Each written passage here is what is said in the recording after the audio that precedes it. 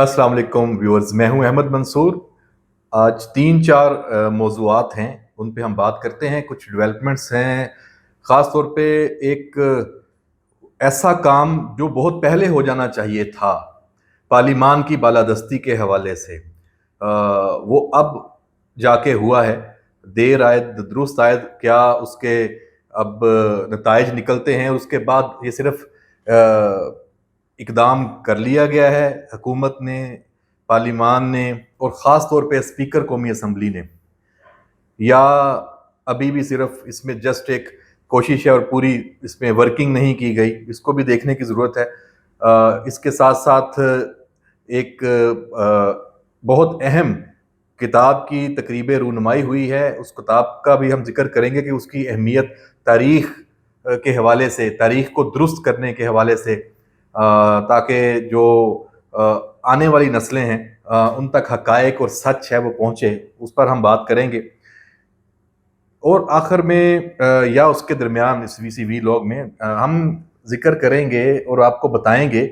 कि जो तहरीक इंसाफ और इमरान खान ने खैबर पख्तूनख्वा में एक नई प्लानिंग की है, वो क्या है। और उस हवाले से कुछ बहुत अहम तफसीलात हैं और कुछ तज्जिया है, उसका भी हम जिक्र करेंगे। तो जो स्पीकर कौमी असम्बली सरदार अयाज सादिक ने आज ख़त लिखा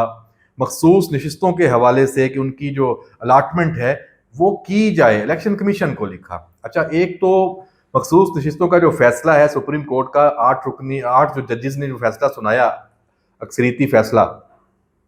उसका भी प्रेशर है इलेक्शन कमीशन पे। और उसमें भी मामला बहुत गंभीर हो चुके हैं। इलेक्शन कमीशन ने अभी तक उस पर कोई अमल नहीं किया, उस बात को लटकाया हुआ है। उसके पास अपनी वजूहात हैं, तौजीहात हैं कि भाई वो उस फैसले पे अमल करे तो कैसे करे। अब जो सरदार अयाज सादिक का खत है उसने इलेक्शन कमीशन को मजीद बांध दिया है कि सुप्रीम कोर्ट पे के फैसले पे वो अगर अमल करता है तो पार्लिमान और जो स्पीकर ने जिन चीज़ों की निशानदही की है वो कहाँ जाएंगी। अब स्पीकर कौमी असम्बली के खत में क्या है, उसमें ये कहा गया कि जनाब जो तरमीम शुदा इलेक्शन एक्ट है 2017 में, ये इस वक्त राइज है, इसके तहत मखसूस नशिस्तें अलाट की जाएं और इस इलेक्शन एक्ट पर जो अमल दरामद है उसका इलेक्शन कमीशन पाबंद है। ये उसकी आईनी और कानूनी जिम्मेदारी है, वो उससे बाहर नहीं जा सकता। अब वो एक्ट क्या है? अब वो एक्ट है कि जो उम्मीदवार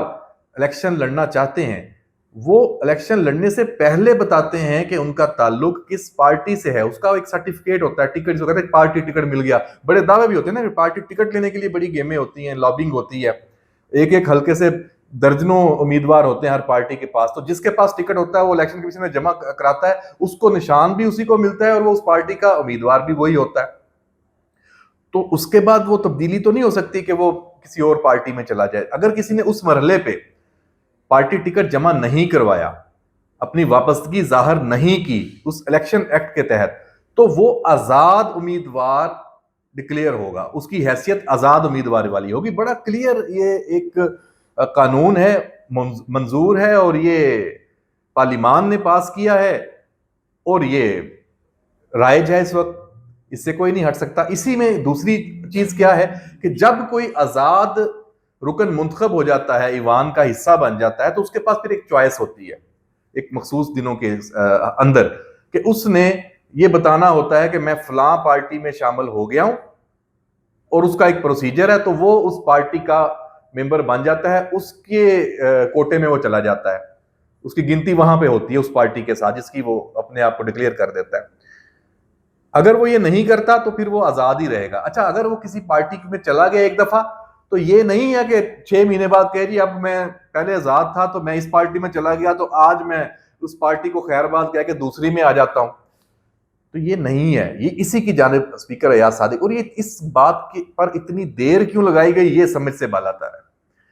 अब इसके बाद इतना सादा सा असूल है, इसके तहत सुप्रीम कोर्ट के फैसले की कोई तुक समझ नहीं आ रही। अब इलेक्शन कमीशन तो फंस गया कि वो अगर सुप्रीम कोर्ट के फैसले पे अमल दरामद नहीं करता तो वो कहते हैं जी आपने तौहीन की है अदालत की। अच्छा, अगर स्पीकर के उस पे عمل نہیں کرتا جو اسپیکر نے یہ درخواست کی ہے، بتایا ہے، اس کا حوالہ دیا ہے، تو ایک طرح سے پارلیمان کی توہین ہے۔ اچھا پھر اب یہاں پہ میچ پڑے گا کہ جو زیادہ بڑی توہین کس کی ہے، تو پارلیمان تو سپریم ہے، تو پھر پارلیمان پر تو الیکشن کمیشن باؤنڈ ہے۔ اچھا کچھ خبریں آئیں بیچ میں اس کے بعد کہ الیکشن کمیشن نے اسی تناظر میں سپریم کورٹ سے رجوع کرنے کا فیصلہ کیا ہے، متفرق درخواست۔ اچھا جیسے یہ خبر آئی، ہم کچھ دوست بیٹھے تھے تو جرنلسٹ، تو ہمارے ذہن میں فوراً ایک بات آئی کہ الیکشن کمیشن غلطی کرے گا، یہ پھر اپنی جو وہ داڑھی ہے وہ عدالت کے ساتھ ہاتھ میں دے دے گا کہ پھر وہ جو فیصلہ کریں۔ بھائی آپ کے پاس آپشن دونوں آ گئے ہیں، آپ ان کے سامنے جو آپ کو آئین اور قانون کے مطابق لگتا ہے آپ اس پہ عمل کر دیں، بات ختم کریں۔ اگر آپ کو لگتا ہے کہ سپریم کورٹ ٹھیک کہہ رہی ہے تو ان کے مطابق مخصوص نشستیں الاٹ کر دیں۔ اگر آپ کو لگتا ہے کہ اسپیکر ایاز صادق کی بات میں وزن ہے اور اس سے صرف نظر نہیں کیا جا سکتا، تو سادہ سی بات ہے، آپ اس جو درخواست ہے، لیٹر ہے، اس کی روشنی میں آپ مخصوص نشستیں الاٹ کر دیں اور سپریم کورٹ کو بتا دیں کہ ہم نے کر دیا۔ متفرق درخواست لے کے جائیں گے تو آپ پھر رگڑے جائیں گے۔ تو بہرحال تردید آئی ہے الیکشن کمیشن کی کہ اس نے ایسا کچھ نہیں فیصلہ کیا اور یہ بھی ایسی کوئی اطلاعات نہیں ہیں، خبریں نہیں ہیں۔ تو ویورز، یہ جو ایک پہلو اور منظر ہے، نامہ ہے مخصوص نشستوں کے معاملے کا، یہ جڑا ہوا ہے آئینی ترمیم سے۔ اگر الیکشن کمیشن، اور لگ ایسے ہی رہا ہے، ذرائع بھی یہی بتاتے ہیں اور حالات و واقعات بھی، کہ مخصوص نشستوں کا جو فیصلہ ہے الیکشن کمیشن وہ کرنے جا رہا ہے اور وہ مل جانی ہے جن کا حق بن رہا ہے آئین اور قانون کے تحت، پی ٹی آئی کو نہیں ملنی۔ ان کا کیس کمزور ہے، بھلے سپریم کورٹ نے فیصلہ دیا ہوا ہے تو وہاں نظر ثانی پہ چلے جائیں گے یا کیا اس کا آپشن ہوگا، یہ سمجھ سے بالا تر ہے، بال یہ کھچڑی پکے گی۔ تو جب یہ ہو جائے گا تو پھر آئینی ترمیم کے لیے نمبر گیم پھر ان کی پوری ہو جائے گی، پھر نہ مولانا کی ضرورت ہوگی، نہ پی ٹی آئی کے کچھ لوگ ہیں یا آزاد ہیں یا کسی اور کو ان کو توڑنے کی ضرورت پڑے گی، کہانی ختم ہو جائے گی۔ جب کہانی ختم ہو جائے گی تو پھر بلیک میلنگ نہیں ہوگی۔ اچھا اس کا اشارہ بلاول بھٹو زرداری نے ایک انٹرویو میں دیا ہے، اس کو جے یو آئی فے کے جو رہنما ہے سینیٹر کامران مرتضیٰ، انہوں نے بڑی ایک عجیب و غریب بات کی، اس پہ ابھی سب بحث بھی چل رہی ہے کہ انہوں نے بلاول بھٹو زرداری ایک لیڈر ہیں بڑے، اور ان کو ایک طرح سے مطلب نیچا دکھانے کی کوشش کی ہے کہ اس طرح کی ملاقاتوں میں جو ہوتی ہیں کہ انہوں نے مولانا کے سامنے کہا کہ ہم تو مجبور ہیں یہ ترمیم کرانے کے لیے، حالانکہ اب خود ہی وہ کہہ رہے ہیں مجھے تاثر ملا۔ بھی تاثر ملنے کی کیا بات ہوتی ہے، یا ہے یا نہیں ہے، اگر کہا ہے تو کہا ہے۔ اب اس کا مطلب یہ ہے کہ آپ اپنی بات سے پھر رہے ہیں، لیکن آپ ایک بڑے لیڈر ہے، وہ اس کو آپ نے تنقید کا نشانہ وہ بن گیا، اب ساری طرف بحث شروع ہو گئی۔ تو بلاول نے ایک آج پروگرام میں یہ بات کی ہے اور اس میں بڑا کیٹیگوریکلی اشارہ دیا ہے کہ اگر مولانا کے ووٹوں کی ہمیں ضرورت نہ پڑی تو پھر جو مولانا ترامیم چاہتے ہیں ان کی بھی کوئی وقت نہیں ہے، پھر جب ہم نے ان کے ووٹ نہیں لینے تو پھر ہم ان کی کیوں مانیں۔ تو جناب اس کا مطلب یہ ہوا کہ لیڈنگ جو اس وقت رول ہے وہ بلاول کے پاس ہے آئینی ترمیم کے حوالے سے، اور وہ اس رول کو ادا کرنے کے لیے پرعزم ہے، اور اطلاعات یہی ہیں کہ سپٹمبر کا جو یہ آخری ہفتہ ہے یا اکتوبر کا پہلا، تو ایک اور جوڑ پڑے گا پارلیمان میں اور یہ آئینی ترمیم کے اوپر، اور اب شاید یہ کام ہو جائے۔ اچھا ویورز، اب جو ایک خیبر پختونخوا میں پی ٹی آئی کی نئی حکمت عملی ہے اس پہ ہم بات کر لیں۔ پی ٹی آئی نے، آپ نے دیکھا ہوگا کہ بنوں میں تو پہلے تاجروں کے حوالے سے ایک مظاہرہ ہوا تھا دہشت گردی کے خلاف، اس میں پی ٹی ایم اور پی ٹی آئی نے مل کے وہ سارا وہاں جو فساد ہوا، جو اس کے بعد کا پروپیگنڈا بھی ہوا، فگرز آئے کہ پتہ نہیں درجنوں اور سینکڑوں لاشیں گر گئی ہیں اور کیا کیا اس میں پرانی ویژولز، اور انڈین میڈیا بھی بڑھ چڑھ کے اس میں سامنے آیا تھا۔ تو اب P T I P T M کے ساتھ باقاعدہ طور پہ ایک گٹھ جوڑ میں جا رہی ہے۔ کیونکہ ان کو شاید لگ رہا ہے کہ پی ٹی ایم جو ہے وہ ان کو فائدہ دے گی، ان کی جو انتشار کی سیاست ہے، پشتون قوم پرستی کو ہوا دینا، فوج کے خلاف سوشل میڈیا پر مہم، حساس علاقوں سے چیک پوسٹیں ختم کرنے کا مطالبہ، افغانیوں کا انخلا روکنے کا مطالبہ، یہ سب کچھ P T I P T M ایک اس پہ آتے جا رہے ہیں۔ مقصد یہی ہے کہ جب سارے مجبور ہوں، ریاست کو مجبور کیا جائے کہ الٹیمیٹلی وہ کہیں کہ ہمارے لیڈر کے کیس ختم کرو، اس کو رہا کرو، اس کے علاوہ اور کوئی مقصد نہیں ہے۔ اور اب جو منظور پشتین وہ 11 اکتوبر کو لویا جرگہ کے نام پہ جو جلسہ کر رہے ہیں یہ پی ٹی آئی، اور اس میں ساتھ شامل بھی ہے،